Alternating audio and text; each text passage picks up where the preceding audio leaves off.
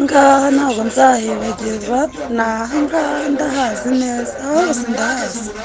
Cyakora niba senkana arimo umbwire nze n'ubundi n'ahandi.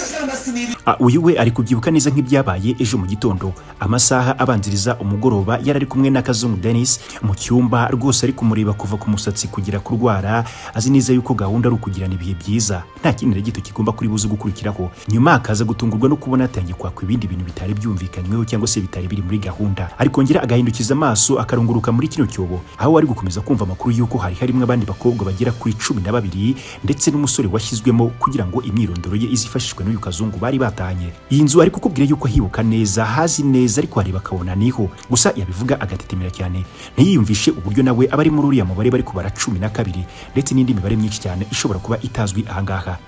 Igihano yahabwa aramutse ahamijwe n'urukiko icyaha cy'ubwicanyi yahabwa igifungo cya burundu nk'uko biteganywa n'ingingo y'Ijana y'itegeko riteganya ibyaha n'ibihano muri rusange. Murakoze. Ndetse abantu bari kuvuga yuko wenda abangaba ari abagaragaye babikorewe bakajugunywa hariya, wenda hari abo uyu mwicanyi cyangwa se uyu musiriyo kire yagiye agirira nabi akabatega gasozi bakaribwa n'inyamaswa, cyangwa se ngo yaba yaragiye aroha mu migezi n'ahandi hantu habi cyane abantu kano kanya batari gutekereza.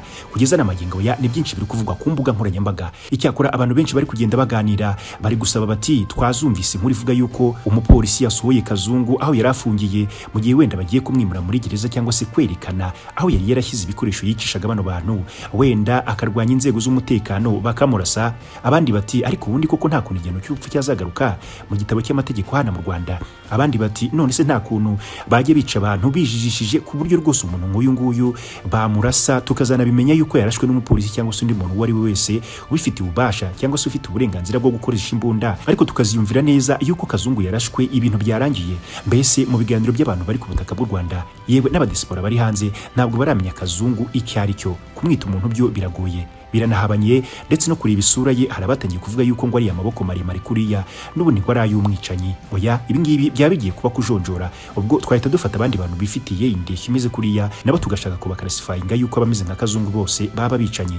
Yewe hari n'abantu nabonye batanga ibitekerezo baravuga ngo aya mazina Kazungu ariko aravumye. Ibi ngibi bari bashatse guhita babihuza na wa mugabo witwa Kazungu wigeze kwicira umugore we akamucagagura ibice akabishyira mu ndobo imbere y'abana be. Ni mu byibuka se i Kigali mu murenge wa Kimisagara ku bantu baterera gasozi gaterera cyane ahazwi nka Nationali, muzi byahabereye icyo gihe igihugu cyacitse umugongo, bibaza niba koko ibintu bigiye kujya bigenda gutya. Banibaza ubunyamaswa bwatangiye kwinjira mu bagabo bo mu Rwanda bakora ibi bikorwa by'iyicarubuzo kandi bakabikorera abo bashakanye. Barahita babihuza n'ubwicanyi bw'indengakamere bwakorwaga n'uyu mugabo Kazungu Denis. Gutahana umukobwa mukagirana ibihe byiza akagukuriramo imyenda yose gukomeza kugenda no kugira ku kenda k'imbere rwose ukareba ubwiza bwe ukidagadura ukisanzura, ariko warangiza ukaza guhita umuhweza ukamukuramo umwuka uzi neza yuko ugiye kumukurikiza abandi bantu wagiye ukorera ibyo bintu. Kazungu yateye imitima mibi mu bantu. Kazungu yahabuye abana b'abakobwa, abangaba bari basanzwe bakunda kwigira mu birori bakatwika agashya bagatahana n'abasore bishimiranye mu tubari mu bice bitandukanye.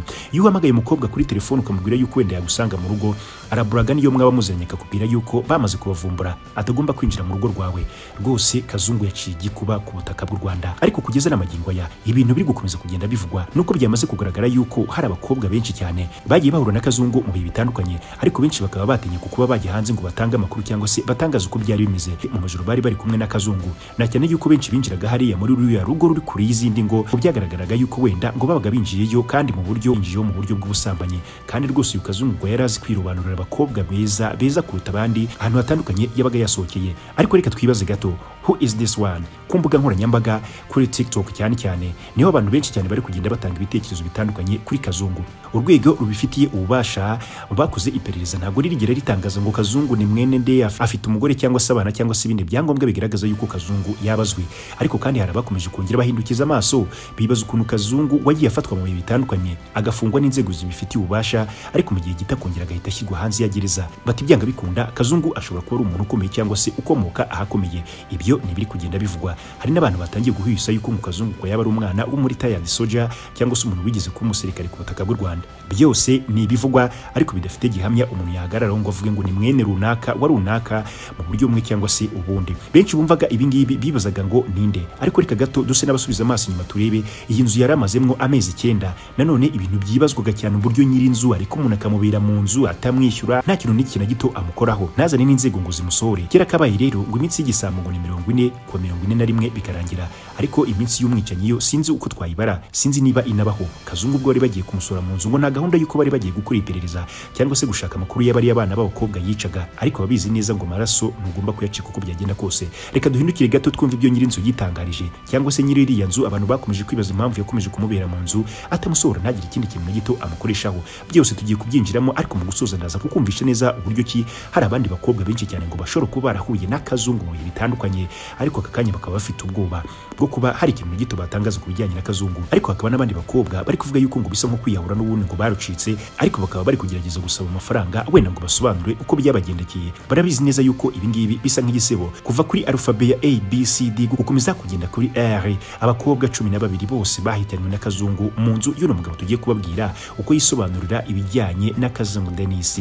Uyu bamwita Kirambere Augustine wakodeshaga inzu Kazungu Denis wamaze kwica bari abakobwa rwose turakuramo ibyo gukekwa, undi akabashyingura muri iriya nzu ngo yari atuyemo. Uyu mugabo ari kwivugira yuko Kazungu Denis n'ubundi ngo yari umupangayi ugoranye cyane ngo yigeze abona mu mateka ye. Ku mugoroba wo kuwa 2 ku itariki ya 5 Nzeri nibwo urwego rw'igihugu rw'ubugenzacyaha RIB rwatangaje yuko byagenze gutya.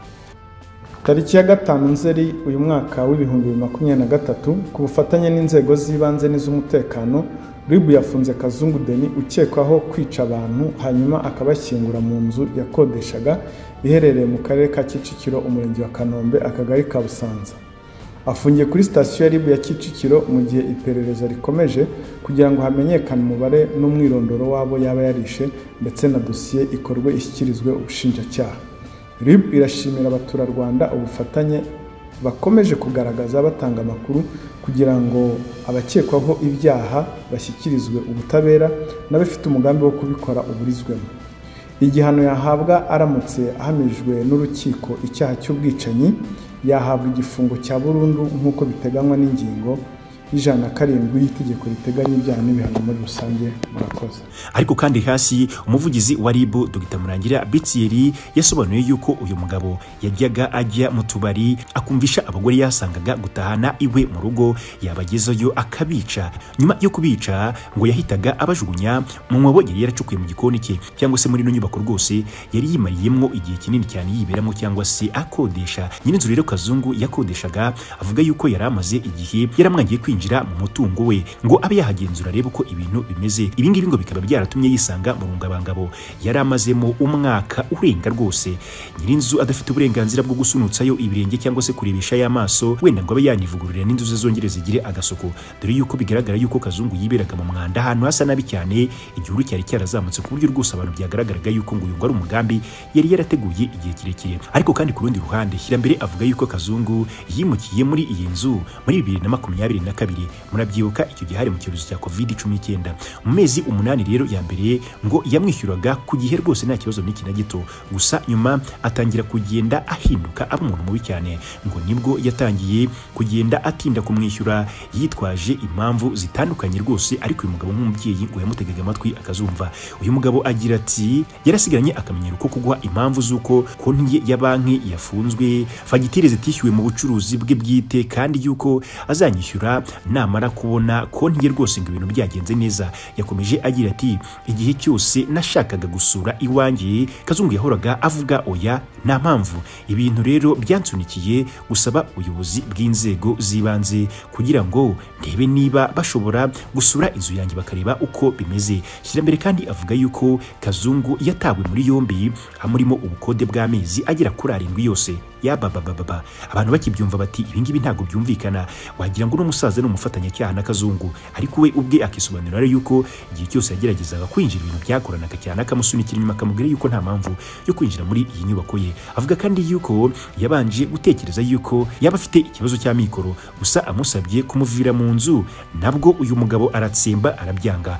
Umugambi we wo gukomeza kwica abana b'abakobwa wari ugikomeje. Ariko kandi aka kanya tukiri kuvugana Kazungu Denis afungiye kuri sitasiyo ya RIB Kicukiro rero ni mu gihe iperereza rigikomeje kugira ngo barebe koko niba imyirondoro ifatitse y'uyu mugabo Kazungu Denis ishobora kuba yaboneka, yego banakomeza barebe niba nta bandi bantu uyu mugabo yaba yarahitanye, dore yuko abana b'abakobwa batangiye kwigaragaririra bavuga yuko ngo bagiye bamuturuka mu bihe bitandukanye, bigaragara yuko wenda hari abandi yagiye anagirira nabi mu bihe bitandukanye nko mu nzira wenda mu mikokwe n'ahandi hantu habi cyane ngo bahuriraga na Kazungu, ubundi akaba ariho wenda yagiye ahita abajugunya. Ni umugabo ngo ufite imyirondoro ivangavanze cyangwa se igiye itandukanye. Nyuma y'ibitekerezo bitandukanye abantu bakomeje gutanga bifuza yuko Kazungu atazongera kumva amateka ye nk'umuntu ukiri ku isi y'abazima, benshi bari kuvuga yuko inkuru bakumva yuko Kazungu ngo yaba yishwe ngo byaba bidahagije, kireka wenda bamuhaye nk'umuntu ushobora gukora torturing, wenda ngo akamucisha mu buribwe bw'ibintu yagiye akorera abandi bana b'abakobwa. Ariko biri no kuvuga yuko ngo muri uriya mwobo basanzemwo n'umugabo ngo basaga neza, aza kumwiba ibyangombwa kugira ngo ajye abigenderaho. Kazungu kugeza amagingo nta muntu uramenya uwo ari we koko byanyabyo, kugeza umuntu ushobora kwica bariya bantu kuva ku nyuguti ya A gukomeza kugenda ku nyuguti ya R 12 bose akabivugana. Aba ngo nabo yiyemera, ariko biravuga yuko ngo hari abandi bantu wenda iperereza rizagaragaza yuko hari abandi bantu yaba yaragiriye nabi.